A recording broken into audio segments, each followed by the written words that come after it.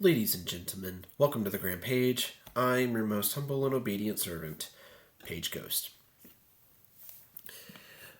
A while back, good while back now, I think a few months, I put out a video on my first impressions of Young Sheldon. I think I'd gotten through about 3 seasons of Young Sheldon at that point, and sort of my overall experience with it.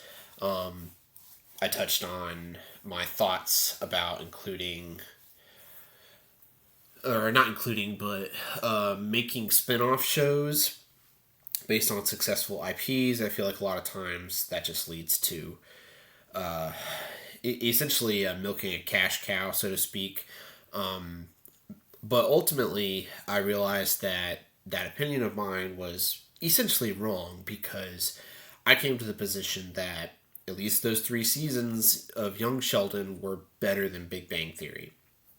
I recommend to everyone pretty much to watch Young Sheldon. You don't have to have all of that sort of Big Bang Theory experience in order to enjoy it. It really does stand on its own. That really helps it out a lot in terms of being a spinoff. And then I kind of went into some of the characters, how they fit into the grander story, that sort of thing. And then I kind of left things off with a cliffhanger saying that I would return to the show or talk about the show again once I had actually finished it. And then things just kind of got away from me. I finished this show a good while back, but I wanted to mull over the events of the show, number one. But also, it's just the last few months have been really, really hectic. Finishing up my master's degree. It was my daughter's birthday recently. Easter is a big time for us as a family. And so things have just been kind of getting away from me, and I hadn't had a chance to really talk about my final thoughts on the show. Well, I'm fixing that today. So my original position of watch this show still stands. Absolutely still stands. It's absolutely fantastic. It's a fantastic show. Man, how do I even begin to talk about this though? At this point, because it's been done, the show has been finished for a good while now. I'm sure that everyone knows how the show ends. And so if you're not aware of how the show ends and you want to avoid spoilers, I do recommend getting off this video, go watch Young Sheldon, come back whenever you have a chance. That's your official spoiler warning because I'm going to be talking about the ending of this show because the ending of the show does something very interesting narratively. In my previous video, I talked about how Young Sheldon establishes why Sheldon is the way he is in Big Bang Theory.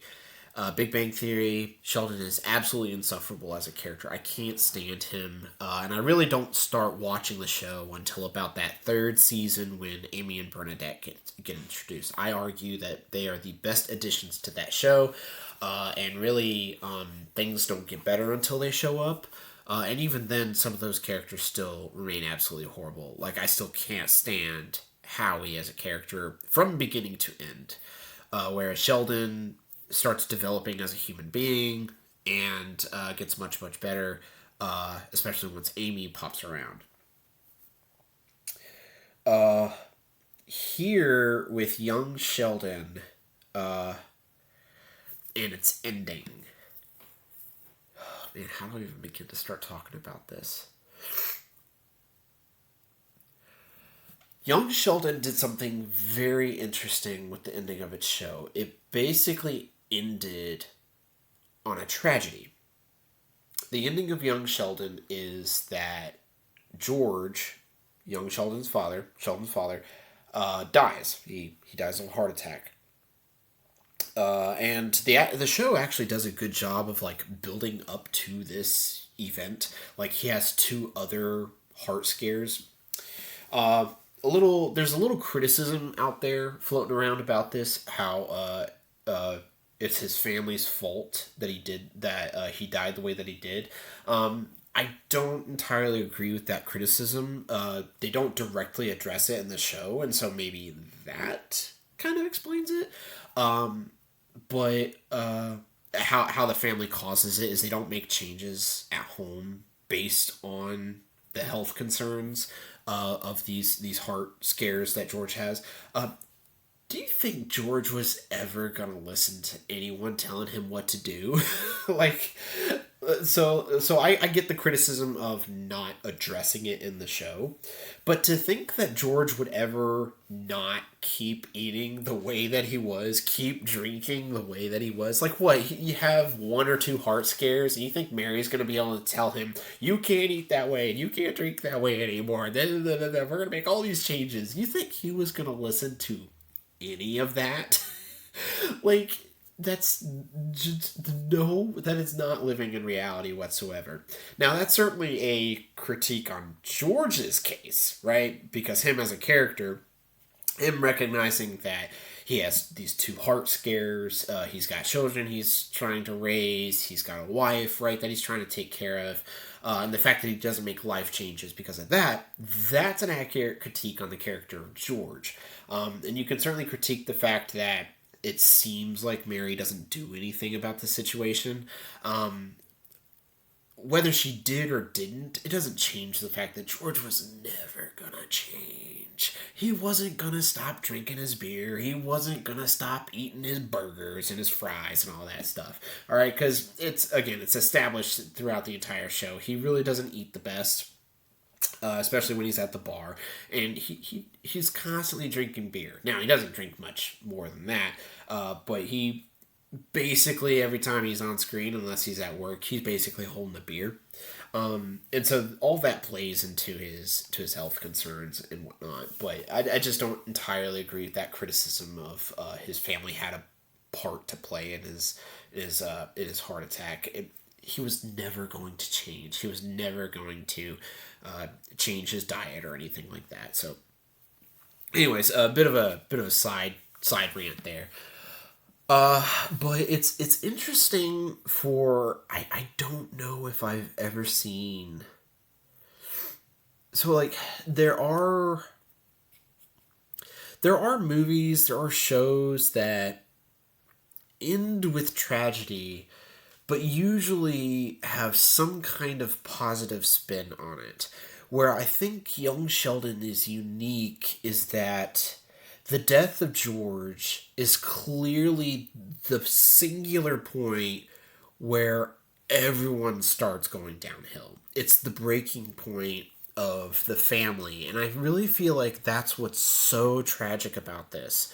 So young Sheldon he loses his father right around the time he's going to college. In my previous video, that's where I said he leaves his family, and that's where he leaves his family, who always kept him in check, particularly his parents, meaning his father and his mother. He leaves home, and that's whenever he starts regressing, and then we get the insufferable character of Sheldon in Big Bang Theory.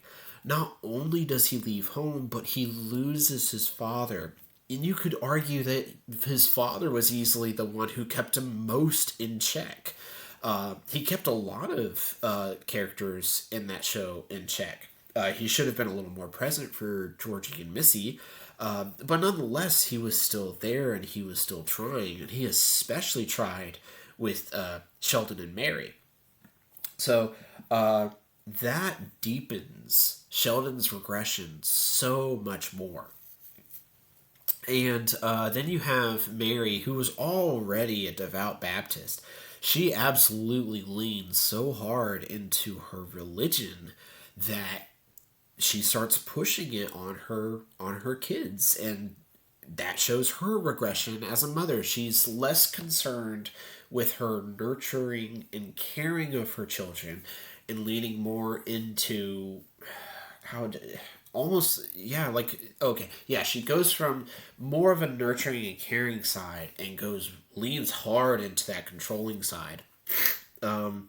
Missy was already very much detached from the family. She grows even more detached, especially when her mother starts pushing religion on her and everything.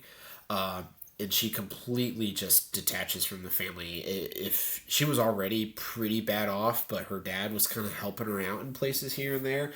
But man, Missy completely loses it whenever her father passes away, and that really hits me hard because I have a daughter, and so anyways, that's more of a personal side tangent, but yeah, the what happens with Missy really hits, especially if you have a daughter. Um, Despite the family breaking up so hard, there is one person who does at least attempt to act as a rock, and uh, at least in the final episodes, does help provide some kind of foundation for everyone, and that's Georgie. That's George Senior.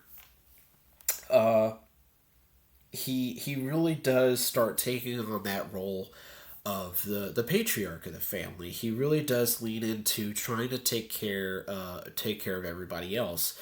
Now it's a little misguided. It's a bit of a shotgun and less precise. There's an exchange between him and Missy and Sheldon. Missy and Sheldon are going at it with each other, and Georgie tries to step in, and it's a good attempt, right? It's like somebody has to do something here, but he's not quite understanding the dynamics there. He's trying to fill these shoes a little, not a little too quickly, but he's expected to fill these shoes so immediately. He was going to miss the mark. It's just what happens. But it is interesting that this regression that a lot of these characters are having and this brokenness that they're having, Georgie does at least attempt to keep things together. So that was really well done. There's one particular scene that I want to talk about where, so they're sitting at dinner, and I don't know if it's the first dinner without George or not. I can't remember, but the topic of the empty seat does come up. Sheldon is being his Sheldon self, not recognizing the emotional responses that everyone's having about it, and really essentially ignoring it. He's already starting to regress. And there's this part in it where Georgie says, "Will it make you feel better if I sit there?" And essentially Sheldon's like, "Yeah, okay, that'll fix things," sort of thing. How the scene plays out is Georgie, again, I forget the exact details, but he either attempts to and then backs away, or he does sit there and then immediately backs away. And it's a moment to sort of play things for a laugh, right? And I'm not necessarily against that moment. Because again, like filling the shoes of your father as the son, being the new patriarch and that sort of thing, that's tough. It's really tough, and that's symbolically that's what this scene is Georgie